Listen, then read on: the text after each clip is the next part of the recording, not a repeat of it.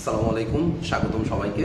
HSC 24 batch. So অনেক তো কথাবার্তা শুনলা যে সিলেবাস শেষ না হইলে আসলে এ প্লাস কিভাবে পাবো বা কি করলে আসলে এ প্লাস পাওয়া যায়। সো এই জিনিসপত্রগুলো নিয়ে কিন্তু আসলে অনেক কথাবার্তা হইতেছে।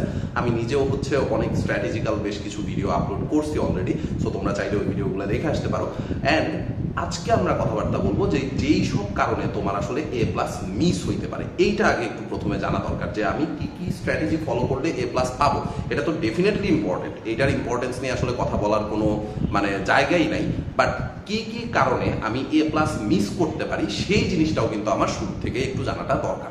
সো আসো আজকে আমরা কথাবার্তা বলবো যে কি কারণে এ প্লাস এইচএসসিতে মিস হইতে পারে।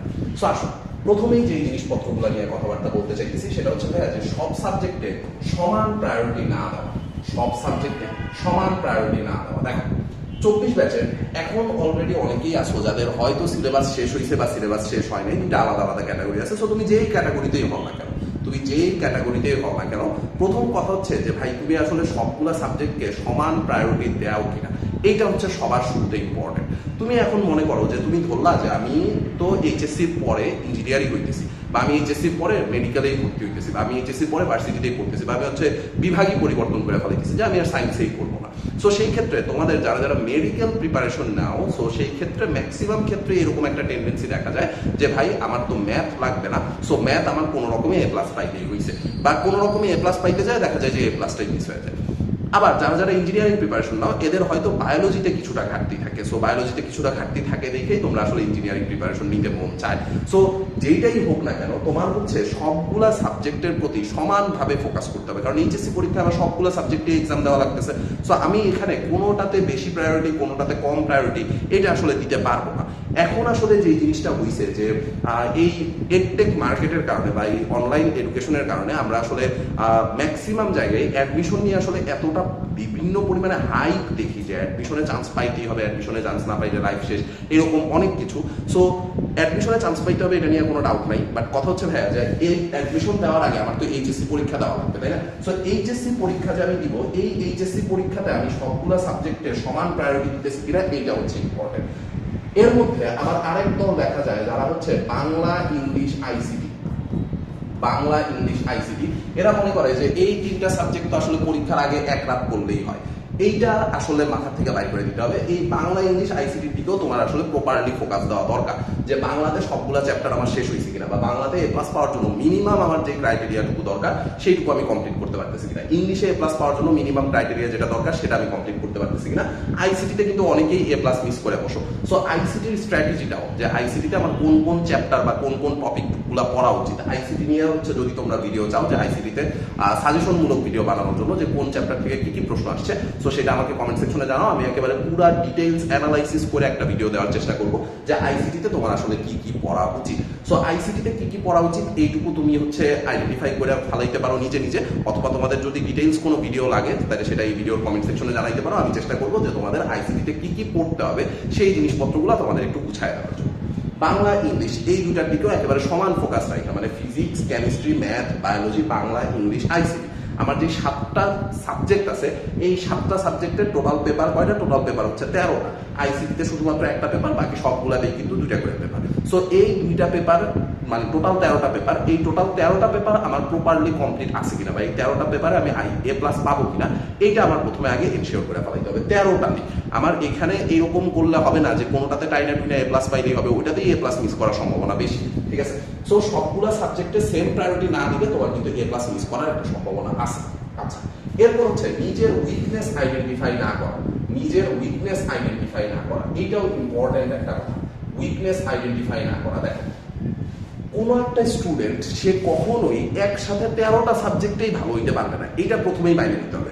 সবাই আনাস ফেরদৌস ভাই হইতে পারবে না, সবাই সিয়াম হইতে পারবে না, সবাই আসির আঞ্জুম খান হইতে পারবে না, সবাই আমাদের দীপু ভাই হইতে পারবে না। সো এই জিনিসটুকু আগে মাইনা নিতে হবে যে আমি কোনো না কোনো সাবজেক্টে উইক থাকবই। সবাই আমাদের অনেক মজুমদারও হইতে পারবে না। সো অনেক মজুমদার ভাই বা এরা প্রত্যেকেই অন্য লেভেলের পাবলিক। সো তুমি যদি এদের লেভেলে না হও, তুমি যদি আমার মতো এভারেজ ক্যাটাগরি স্টুডেন্ট হও, বাট একটা ভালো রেজাল্ট করে তুমি যদি বের হয়ে যাইতে চাও, তাহলে সেই ক্ষেত্রে তোমার নিজের উইকনেসটুকু আইডেন্টিফাই করতে হবে। ভাই এরকম হইতেই পারে যে তুমি ফিজিক্স ভালো পারো ম্যাথে কোনো কারণে উইক, বা ম্যাথ ভালো পারো ফিজিক্সে কোনো কারণে উইক, কেমিস্ট্রি ভালো পারো, ফিজিক্সে উইক, এরকম হইতেই পারে। তোমার কোনো না কোনো উইকনেস একটা ডেফিনেটলি আছেই। তুমি যদি এভারেজ ক্যাটাগরির স্টুডেন্ট হও, ডেফিনেটলি তোমার কোনো না কোনো একটা উইকনেস আছে। সো নিজের সেই উইকনেসটা আইডেন্টিফাই করো আগে, যে আমি কোন সাবজেক্টটাতে উইক, এই সাবজেক্টটাতে আমার বেশি সময় দেওয়া লাগবে, এই সাবজেক্টটাতে আমার বেশি সময় দেওয়া লাগবে। সো নিজের এই উইকনেসটা আইডেন্টিফাই করাটা দরকার, নিজের এই উইকনেসটা আইডেন্টিফাই করাটা এই মোমেন্টে অনেক বেশি দরকার।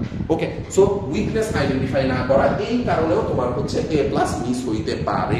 ওকে, আচ্ছা, এরপরে আসো প্রিভিয়াস কোশ্চেন অ্যানালাইসিস না করা। প্রিভিয়াস কোশ্চেন অ্যানালাইসিস না করা, তোমরা ম্যাক্সিমাম ক্ষেত্রেই দেখা যায় যে টিচার যেটা ক্লাসে পড়াইতেছে তুমি শুধুমাত্র ওইটাই পড়ে যাইতেছো। এটা দিয়ে আমার কোনো আপত্তি নেই, এটা হইতেই পারে, কারণ আমি যখন ক্লাসে পড়াই আমি কিন্তু প্রিভিয়াস কোশ্চেনগুলো অ্যানালাইসিস করেই পড়াই, যে এই টপিক থেকে বা এই চ্যাপ্টার থেকে প্রিভিয়াস ইয়ারে কোন কোন টপিক থেকে প্রশ্ন আসছে, কোন কোন জায়গা থেকে প্রশ্ন আসছে, ক মার্কের জন্য কি আসছে, খ মার্কের জন্য কি আসছে। তোমরা যদি আমার ওয়ান শট ক্লাসগুলো দেখো, ওয়ান শট ক্লাসগুলো দেখলেই দেখবা যে এখানে কিন্তু প্রত্যেকটা টপিক অ্যানালাইসিস করে পড়ানো, যে এই টপিকটার থেকে প্রশ্ন আসছেই, খ নাম্বারের জন্য কি লাগবে, ক নাম্বারের জন্য কি লাগবে, গ নাম্বারের জন্য কি লাগবে, প্রত্যেকটা কিন্তু আইডেন্টিফাই করে দেওয়া। ঠিক আছে, সো প্রিভিয়াস কোশ্চেনগুলো অ্যানালাইসিস করাটা ইম্পর্টেন্ট। তুমি যদি প্রিভিয়াস কোশ্চেন অ্যানালাইসিস না করো, তাহলে সেই ক্ষেত্রে কিন্তু তোমার একটা ম্যাক্সিমাম পসিবিলিটি আছে যে তুমি কোনো না কোনো সাবজেক্টে এ প্লাস মিস করতে পারো, যদি তোমার প্রিভিয়াস কোশ্চেন অ্যানালাইসিস করা না থাকে, যে প্রিভিয়াস ইয়ারে এখান থেকে কোন কোন টপিক থেকে প্রশ্ন আসছে। সো একটা ম্যাক্সিমাম পসিবিলিটি আছে যে তুমি হচ্ছে এ প্লাস মিস করতে পারো যে কোনো একটা সার্টেন সাবজেক্টে, সেটা তোমার উইকনেসের সাবজেক্টে হওয়ার পসিবিলিটি বেশি। ওকে, এরপর হচ্ছে এনাফ কোশ্চেন সলভ না করা। এনাফ কোশ্চেন সলভ বলতে কি বুঝাইছি ভাই? এনাফ কোশ্চেন সলভ সেটা টেস্ট পেপার হইতে পারে, এইটা test paper, test paper plus বই, টেস্ট পেপার প্লাস বই। টেস্ট পেপারে যাওয়ার আগে তোমার কিন্তু ডেফিনেটলি বইয়ের অঙ্কগুলার একটু নখদর্পণে থাকতে হবে। বইয়ের অঙ্কগুলার প্রতি যদি তোমার কোনো অনীহা থাকে, যে বইয়ের অঙ্ক আমি পারি না, আমি টেস্ট পেপার নিয়ে বসে গেলাম, এটা কিন্তু আসলে হইল না। তোমার কি করতে হবে? তোমার বইয়ের ওই টপিক থেকে যে প্রবলেমগুলো আছে, ওই প্রবলেমগুলো সলভ করে দেন তোমার সৃজনশীল প্রশ্নের দিকে যাওয়া উচিত। সৃজনশীল প্রশ্নগুলো সলভ করবা কোথেকে? সৃজনশীল প্রশ্ন সলভ করবা টেস্ট পেপার থেকে, খুবই সিম্পল হিসাব। আচ্ছা, এরপরে লাস্ট বাট নট দ্য লিস্ট, এইটাও one of the main reason A plus miss করা, সেটা হচ্ছে ওভার থিঙ্কিং। আমি এরকম আমার অনেক স্টুডেন্ট দেখছি, বা আমার এরকম অনেক ফ্রেন্ডদেরও দেখছি, যারা হচ্ছে যে ওভার থিঙ্কিং এর কারণে, সে প্রচুর ভালো স্টুডেন্ট ভাই, প্রচুর ভালো স্টুডেন্ট, হাতে কিন্তু এখনো সময় আছে, সে কি করতেছে? সে রাত বিরাতে ঘুরে বেড়াইতেছে, সে হচ্ছে এখানে যাইতেছে, ওখানে যাইতেছে, বাট সে নিজে না পড়ে জাস্ট ওভার থিঙ্ক করে বেড়াইতেছে যে আমার ক্যারিয়ারের কি হবে, আমি আসলে সামনে কি করব, আমার হচ্ছে এই পরীক্ষায় ফেল করলে কি হবে, এই পরীক্ষায় এ প্লাস না পাইলে কি হবে, সেইগুলো টেনশন করতেছে ঠিকই, বাট পড়ালেখা করতেছে না। সো এই জায়গাটা থেকে বের হয়ে আসতে হবে। এই জায়গাটা থেকে বের হয়ে আসার অনেকগুলো ওয়ে আছে।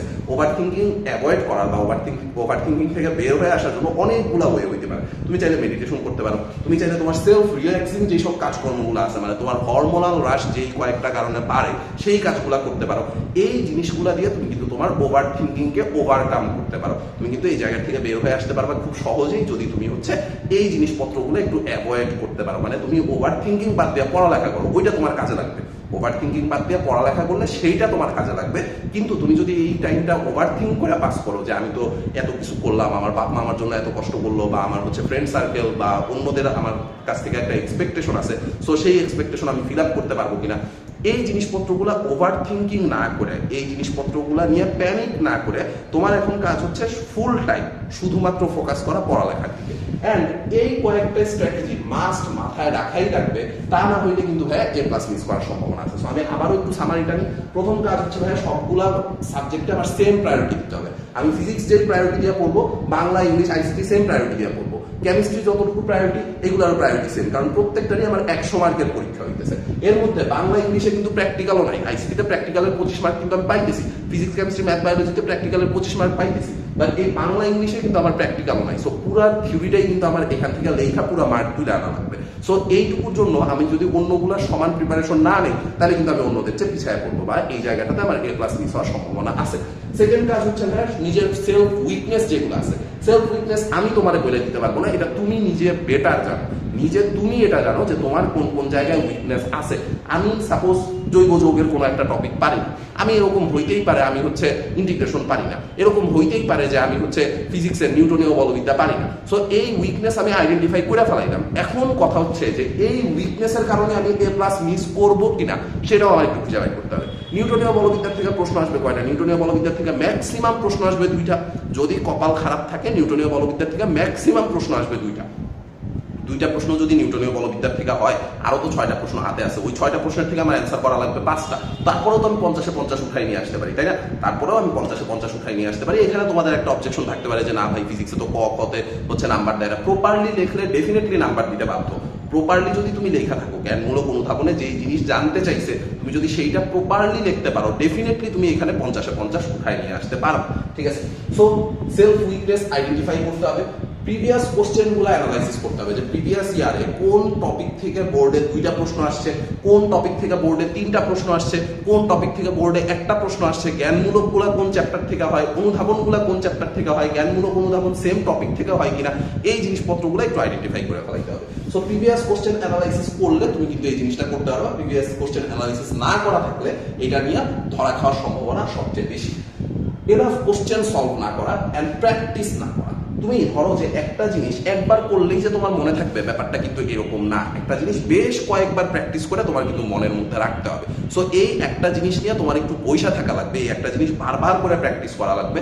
প্র্যাকটিস করে তারপর হচ্ছে তোমার কি করা লাগবে, প্র্যাকটিস করে ওই জিনিসটা তোমার মনে রাখা লাগবে। সো টেস্ট পেপার সলভ করতে হবে, এনাফ প্র্যাকটিস করতে হবে। তোমাদের মধ্যে এরকম একটা অনীহা আমি দেখি, আমার যেটা হয় যে আমি অফলাইনেও যেহেতু পড়াই, অনলাইনেও পড়াই, সো দেখা গেছে যে অফলাইনের স্টুডেন্টদের সাথে আমার ডিরেক্ট কমিউনিকেট হয়, ওরা যেহেতু আমার সামনে থাকে। সো তখন দেখা যায় যে ওদের সাথে প্রবলেমগুলো আমি সুন্দর মতো ফেস করতে পারি বা প্রবলেমগুলো আমি সুন্দর মতো শুনতে পারি, একেবারে ডিরেক্টলি সামনাসামনি বসে শুনতেছি। অনলাইনের ক্ষেত্রে হয়তো তোমরা পেজে মেসেজ দাও বা আমাকে ইনবক্স করো, আমি হয়তো ফ্রি হয়ে রিপ্লাই করি। সো দেখা যায় যে ডিরেক্ট যে কমিউনিকেশনটা সেইটা হয়তো অনেক ক্ষেত্রেই হয় না। বাট অফলাইনের স্টুডেন্টদের সাথে আমার যেহেতু এই জিনিসটা হয়, সো ওদের কাছ থেকে আমি এই জিনিসটা দেখি যে ভাই আমি হচ্ছে প্র্যাকটিস করতেছি না, মানে ওদের মধ্যে দেখা যায় যে এই একটা অনীহা কাজ করতেছে। আমি জানি যে ম্যাক্সিমাম স্টুডেন্টদেরই অবস্থা সেম। টপার স্টুডেন্ট আর কয়জন থাকে, তাই না? টোটাল যদি 12 লাখ পরীক্ষা দেয়, 12 লাখের মধ্যে হয়তো দেখা যাবে যে 500 জন আছে যাদের হচ্ছে এই মোমেন্টে অবস্থা খুবই ভালো, বা 1000 জন আছে এই মোমেন্টে অবস্থা খুবই ভালো। বাকি সবারই কিন্তু আসলে অবস্থা খারাপ। পরীক্ষার আগে সবারই একটা প্যানিক অ্যাটাক থাকে, সবারই একটা টেনশন থাকে। সো সেই টেনশনগুলো আসলে কিভাবে ওভারকাম করা যায়, এই জিনিসটাই তো আমার এখন জানা দরকার, তাই না? সো এই জিনিসপত্রগুলাই তোমার হচ্ছে এই মোমেন্টে ওভারকাম করে নিয়ে আসতে হবে। সো প্র্যাকটিস প্রচুর পরিমাণে করতে হবে, এনাফ টেস্ট পেপার সলভ করতে হবে। টেস্ট পেপার সলভ করলে কিন্তু দেখবা যে প্রিভিয়াস ইয়ারের কোশ্চেনগুলো কোন জায়গা থেকে আসছে। সো তোমার কাছে যদি কোনো সোর্সও না থাকে, তুমি এক কাজ করো, টেস্ট পেপারটা নিয়ে বসো, টেস্ট পেপার বা মেডিজি নিয়ে বসো। মেডিজি নিয়ে বসলে তুমি কিন্তু চ্যাপ্টার ওয়াইজ পাওয়া যাইতেছো যে এই চ্যাপ্টার থেকে কয়টা প্রশ্ন আসছে, ওই চ্যাপ্টার থেকে কয়টা প্রশ্ন আসছে। সো ওইগুলা তুমি একটু অ্যানালাইসিস করো যে এখানে এই চ্যাপ্টার থেকে তো প্রশ্নটা আসছে, প্রশ্নটা কোন টপিকের আন্ডার থেকে আসছে, তাই না? তুমি যদি এইরকম ভাবে প্রত্যেকটা চ্যাপ্টার অ্যানালাইসিস করো, দেখবা যে প্রত্যেকটা চ্যাপ্টারে 7 থেকে 8টা টপিক থাকে, যেই টপিকগুলোর থেকে সৃজনশীলের প্রশ্ন হয়। প্রত্যেকটা চ্যাপ্টারে 7 থেকে 8টা টপিক আছে, যেই টপিকগুলোর থেকে এমসিকিউতে প্রশ্ন হয়, তাই না? চ্যাপ্টারের লেন্থ যতই বড় হোক না কেন, টপিক কিন্তু এই কয়েকটাই থাকে। সো এই কয়েকটা টপিক যদি তুমি প্রপারলি প্র্যাকটিস করতে পারো, তাইলেই কিন্তু তোমার আসলে কাজ শেষ হয়ে যাইতেছে, তাই না? সো এই কয়েকটা জিনিস যদি তুমি মাথার মধ্যে রাখো, তাহলে তোমার A+ মিস হওয়ার সম্ভাবনা কম। সো আশা করি যে জিনিসটা তোমাদের কাজে লাগবে। ফ্রেন্ডদের সাথে শেয়ার এবং মেনশন করে ফ্রেন্ডদের জানাই দিও। দেখা হবে পরবর্তীতে অন্য কোনো ক্লাসে। ধন্যবাদ সবাইকে।